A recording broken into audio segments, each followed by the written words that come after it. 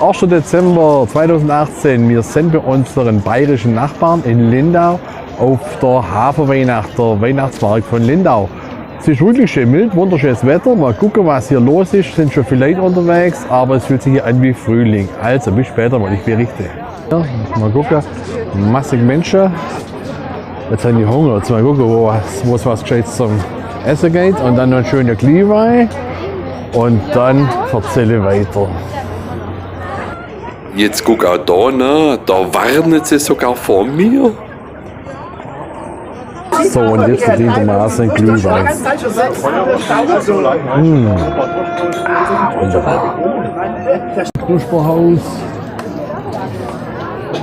Der Turm, wo die nachher eingesperrt wurden, wenn ich randaliere, wenn ich gesoffen habe.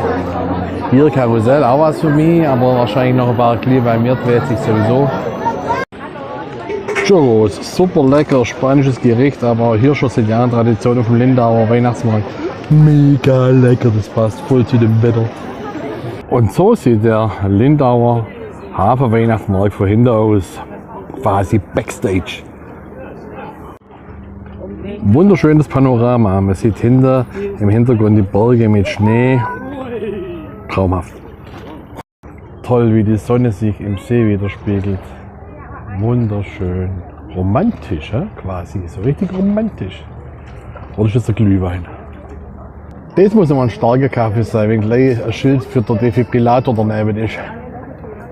Und wenn dann abends die Sonne untergeht und die Lichter angehen, dann entwickelt der Hafenweihnachtsmarkt in Lindau eine ganz besondere Atmosphäre. Und man sieht dann nicht so genau, ob man einen 3., 4. oder 5. Glühwein trinkt oder noch eine 2. oder 3. Weißwurst isst. Der Hafenweihnachtsmarkt geht übrigens nur bis zum 16. Dezember, jeweils von Donnerstag bis Sonntag. So, ein wunderschöner Tag auf der Insel Lindau geht zu Ende. Der Haferweihnachtsmarkt war wirklich super, wie jedes Jahr. Dieses Jahr waren wir jetzt einmal am Samstag da hat es halt einfach täglich mehr Leute wie am Donnerstag oder am Freitag. Die Preise sind eigentlich auch okay. Ein Glühwein kostet 3 €, die Churros, die wir vorher im Film gesehen haben, 3,50 € und der Schinken-Käseseele auch 3,50 €. Das kann sich selbst ein Elbler leisten, so wie ich. So, jetzt fahren wir aber zurück auf die Alp, mit dem Zug nach Sigmaringen und verabschieden uns jetzt von dem schönen Lindau. Kommt einfach mal her. Tschüss.